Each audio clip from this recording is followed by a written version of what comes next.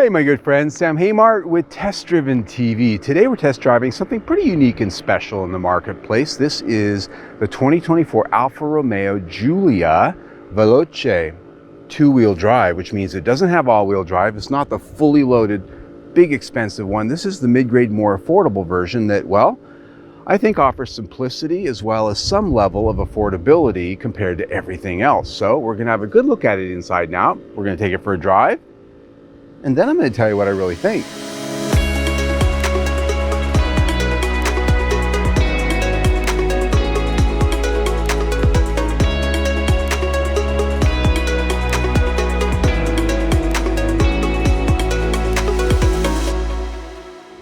All right, my friends, let's have a look at what we've got here today. This is the 2024 Alfa Romeo Giulia Veloce rear-wheel drive. In terms of money in the trim grade ladder, we're really sort of in the middle between the base model and the most you can spend here. As tested, we're pricing out at $54,000 and some change.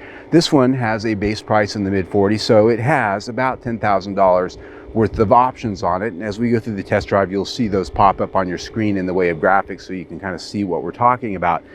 First one is this color, beautiful color, metallic blue. I like it. It really lights up in this sun. The styling, that's really where this is at. Italian Alfa Romeo DNA. You cannot miss it. There is nothing else on the market that looks like this. It's not trying to be anything else, nothing else trying to be this. And so this is a vehicle that really just jumps off the curb with a lot of appeal in that way. LED headlights, very unique, tri-beam. They work great at night. And wheels on this one are optional, 19-inch. And this is actually one of my favorite styling elements of this car. I think these wheels are just dead sexy. And through those front wheels, you can see big Brembo disc brakes with red calipers. Sexy, sexy, sexy. Now, if we look under the hood, you can see that this is a car that is built in a premium fashion. It's got aluminum shock towers. It has a 2-liter turbocharged gasoline engine, front mount rear drive, 8-speed ZF gearbox. This is made in Italy. The engine's made in Italy. The gearbox, however, is from Germany. Looking at the rear three-quarter view, it has a nice planted athletic stance, and that goes a lot to these nice staggered wheels, 19x8 at the front, 19x9 at the rear. And the general forms of the vehicle fit that quite well. Now, I will have to say that the overall shape and detail kind of average, but it somehow remains sexy with the design of the LED taillights and the sort of ducktail spoiler that is molded into its sheet metal. And down on the lower rear fascia, you can see sort of a modern contemporary splitter design with dual exhaust tips in black. And they're actually genuine exhaust tips. Air does blow through there, unlike some of the competition. I'm looking at you, Mercedes-Benz. And so there's some genuine sporting design going on here that's the real deal. And well done, Alfa, when it comes to the styling, I think. The interior of the Giulia is typical sports sedan. You have a nice low seating position, and the design in here is typical Alfa Romeo and Stellantis of late. And that is to say that there are a lot of sweeping curves and circles. But as I look around, the first thing I'm really picking up on is the fact that there's a lot of parts bin pieces and bits in here. If you've been in a Dodge Hornet, let's say, or a contemporary Jeep in certain models, you're going to find a lot of familiar switchgear and hardware in here that looks literally lifted out of those. And well, that's not necessarily something that if I'm spending up for a high-end luxury car or a premium sports sedan, I don't want to see Dodge pieces or Jeep pieces in my upspend. Let me just put it like that. Now, they have optioned this interior with a leather dash, leather door panels, and soft stitch trims. Beautiful leather seats. So we've really upgraded this with a lot of high-end handmade trims, which is a good thing. But next to those, a lot of hard rental grade plastics on the dash, the console, the lower door panels. You've got these really nice handcrafted expensive parts put up right next to cheap parts. And so since we're talking about quality, there's a lot of just cheap stuff going on here. The first day or so driving this was a dash rattle, and I realized that up here where this little plastic piece sticks to the dash, there's a bunch of Velcro and foam tape stuck in there to stop rattles, and the whole thing just kind of it's cheap, it's rental grade. So that really kind of sets the tone for this interior right out the gate. But let's talk about the good things. The steering wheel is leather covered. I've got these big aluminum paddle shifters here, which we'll talk about when we get on the drive. They're huge. So big, in fact, that they kind of get in the way of using things like the wipers and the turn stalks. They're really close, but they look totally cool. And they're metal. You can definitely feel that hot or cold. Steering wheel has a start button right on the steering wheel. That's pretty cool, slick little detail. Ahead of the driver is a 12.3-inch instrument cluster that is fully digital. The seats that I'm sitting in are exceptionally comfortable. The leather and the side bolstering and the overall feel of them, very much sports sedan. It's really the highlight of the interior, if I'm honest. They're power for both the driver and the passenger. There is heating for the front seats as well as the second row, but there is no ventilation. Off to the side here is an 8.8-inch infotainment system, which we'll talk about separately. Below that, vents, HVAC controls, a little bit of a cubby down below, power ports, cup holders, and then the electronic toggle shifter just behind that, a cute little Italian flag with the colors. And then you've got a drive mode selector, the power knob, and the control puck for the infotainment system back here. Nice place to put your phone. It's got a charging pad in there, and I like this location. It makes it easy to get to. Now, because it's got that design, storage inside the center console, not that good, not quite even half of a square tissue box in there, and that's because they've designed this extra phone space in here that's taking up what would otherwise be a nice big square place to store things. Above my head is a dual pane sunroof, a nice big pane in the front that opens, and then one in the back that's fixed. That is very nice. The back seat of the Giulia is actually a place that I'm surprised to say is a lot more comfortable than I expected it to be given the size of this sedan. Yes, I'm sitting in a low seating position like you expect in a sedan, and with these seats set for my height, about 5'9" with my boots on, I've got about 1.5 inches of knee room ahead of me. So I really wouldn't want somebody much bigger sitting in front of me here. But even with this low seating position, these seats are shaped in such a way that they hold me and I feel comfortable. And with the vents on the back of the center console, I've got cold air blowing on me, so I'm comfortable in a climate sense as well. And I got to tell you, even with this sunroof back here, headroom is not that compromised. I still have about 2 inches above my head, and it's just a nice little touch to have your own sunroof here in the back. And of course, you can close that shade separately from the front one. Now, the seat does fold down in a 40-20-40 split, so you can put long items in like skis, or you can go all the way down and get big stuff from the big box store. Trunk, pretty good size for a vehicle like this. If you pull the floor up, you'll find that there is no spare here. This comes with run flat tires and an inflator kit if something goes wrong really bad. You've got to call a tow truck relative to a bad tire. One other thing is that the 12-volt battery is hidden in a separate compartment there in the back. One of the things that actually helps the weight distribution on this car be a close to perfect 50-50. This is an interior that is kind of a mixed bag in my opinion. I've got some excellent quality materials like the stitched leather on the dash and the door panels, the genuine aluminum trim, but then these really cheap rental grade details like I might find in a Dodge. And well, I literally have found some of this switchgear in Dodge and Jeep vehicles. It just really isn't up to the task in my opinion for a premium luxury car. This interior gets 4 out of 5 stars. Now, the infotainment system is a whole nother conversation. Looking at the screen, the first thing that I have to point out is that it's not that large compared to most of what the competitors are starting to offer now. 8.8 inches diagonal, and the way it's designed, it sits in this sort of a matte finish plastic that's got waviness in it and a lot of glare. So not only is it small and it's a little bit far away, I've got a glare going on that makes it almost impossible to see in about 50% of the lighting situations. Now, it is a touchscreen. I do have a control puck back here as well as a volume knob, very much like the Mazda setup, which hasn't really gotten a lot of positive reviews from me.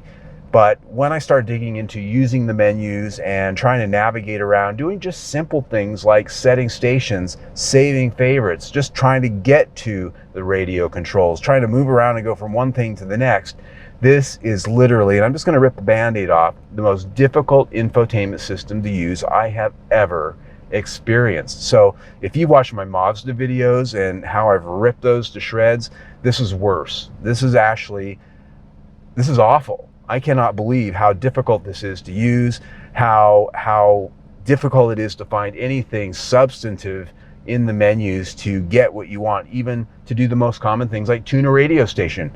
Turning the volume, thank goodness, is easy. There's a knob on the center console, but tuning stations, saving favorites, navigating from radio to nav and back and forth or to other settings, it's a disaster show. And it's really too bad because the Harman Kardon audio system that's in here is actually pretty good. It's a good sound once you can get your station set and go for it. Worse, we do have Apple CarPlay, Android Auto. It's not wired. And this is also the most difficult car to connect Bluetooth to and use it on a daily basis of any car I've ever tested. If you use Bluetooth as a connective for your streaming audio, every time you get out of the car and get back in, it is back on AM, FM, or satellite radio or whatever you had, and it takes a minute for it to connect up to the phone and default to that. And if you've got a volume difference, God help you. This thing will blast your ears if your Bluetooth volume is set quite a bit different. And it was just an annoying thing that I don't run into with other cars. And then, for this price tag, most cars have a 360-degree camera. This does not. It's got a single view backup camera, which is fine if it even filled up the whole screen, but it doesn't. It's a tiny little patch over here on the corner of what's otherwise looking like a large screen. So I've just got a lot to say about this system, and it's not good. This is literally one of the worst systems I've ever experienced in all of my years of reviewing cars. They can do a lot better. Kia, Toyota, Honda, Ford even does a lot better than this for a lot less money. So this system gets 2 out of 5 stars. All right, my friends, finally time to take a drive. And so if you watch my videos, you know the question I always like to ask is, how does it go? So we're out here in the absolute middle of nowhere, nobody around, and we've got the drive mode dialed all the way up to the best high performance version, and go. Ooh, big delay. Now we've got power, and 60. So Alfa Romeo tells us around 5 seconds, give or take. It would be a lot quicker if this thing didn't have nearly a full second delay when you mash the pedal before it actually engages the engine. And I've done this a number of times off camera, and that's the way it is every single time. There's a major throttle delay in the computer system and the drive-by-wire system. And so power is okay.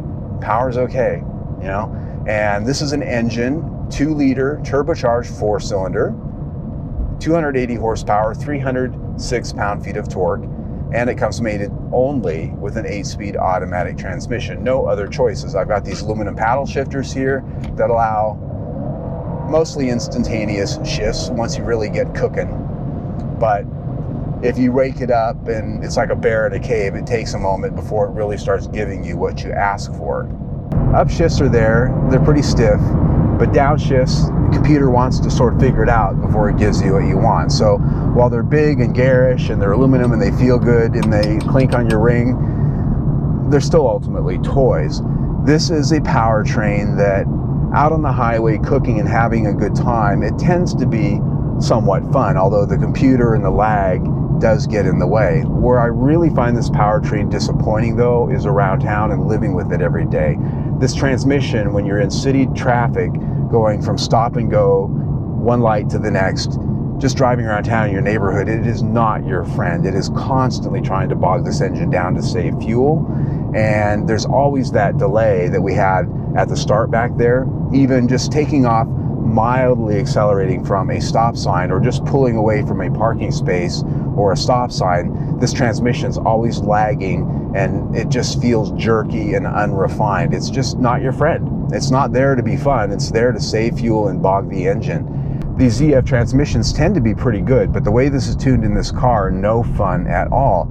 And then add to that the fact that this has auto start stop, which shuts the engine off when you come to a stop, and then the lag getting that engine started again often is just very jarring. It's just annoying. Now these things are usually set up to save fuel. 24 city, 33 highway, and 27 combined is what this is rated at by the EPA. In my week with it, however, I only got about 23.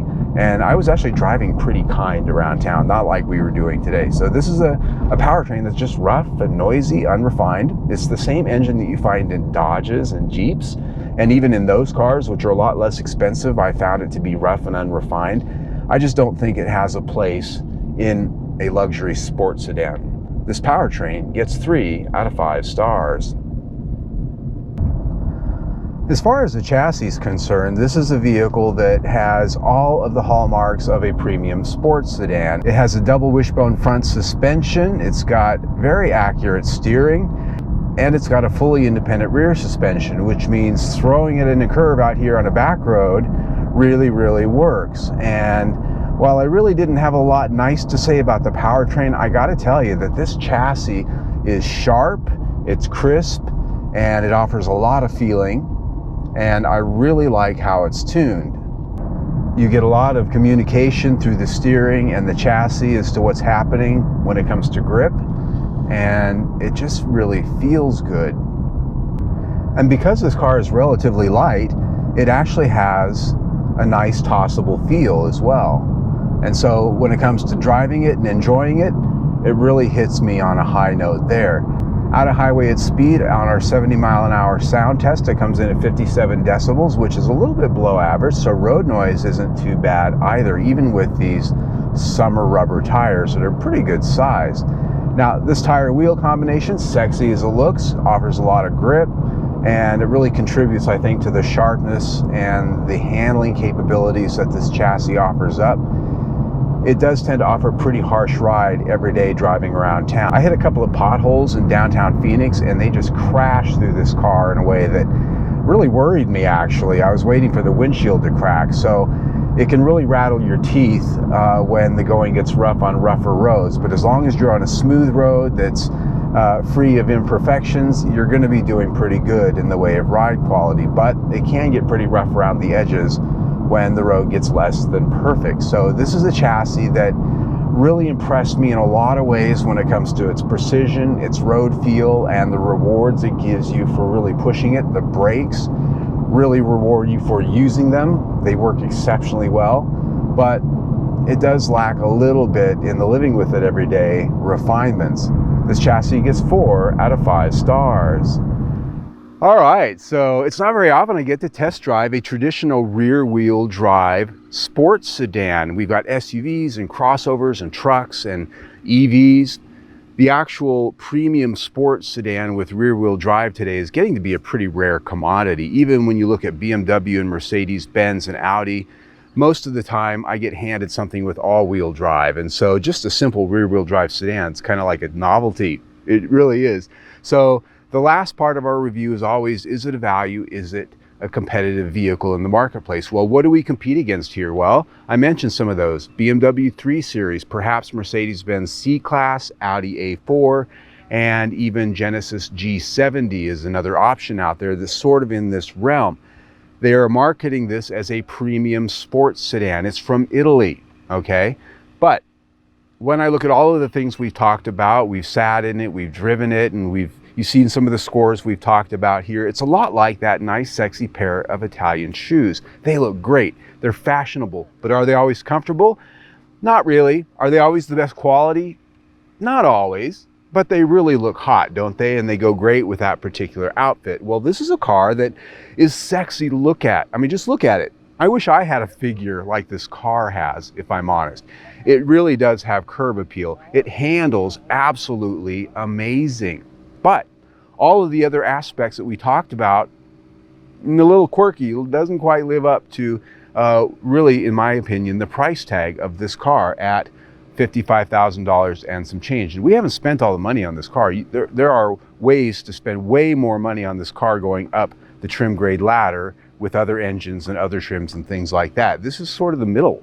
And so even at this middle price range, I'm looking at this and I'm going, the quality, the interior, the infotainment system, the rough, nasty engine, there's a lot of parts and pieces to this car that living with it every day would just sort of kill the buzz. It's a good thing it looks sexy, and maybe it's a nice fashion accessory for the red carpet if that's the way you live. But is it a good value compared to a lot of the competition out there that offers better engineering, better refinement, and other aspects of living with it every day? I'm not so sure. So I put value at 4 out of 5 stars. When you put that in with everything we've already talked about, we're at 3.5 stars for the review. So there you go. The Alfa Romeo Giulia Veloce rear-wheel drive. Yeah. So if you like what we do, you can see our latest video right there. Better yet, subscribe to our YouTube channel right down there. Either way, stay tuned.